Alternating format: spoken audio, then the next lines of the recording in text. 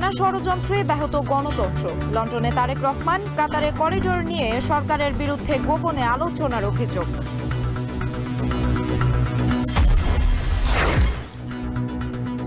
ট্রাইব্যুনালে শেখ হাসিনার বিরুদ্ধে আনুষ্ঠানিক অভিযোগ দাখিলে শুনানি কাল, বিটিভির মাধ্যমে সরাসরি সম্প্রচার।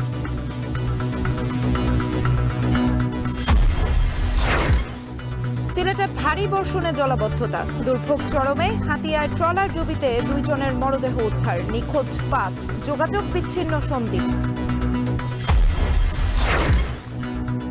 অবৈধ আয়ের অর্থ বাজেটের রাজস্ব খাতে আনবার সুযোগ ছিল বললেন দেবপ্রিয় ভট্টাচার্য। কর আদায়ে 10 দফার সুপারিশ।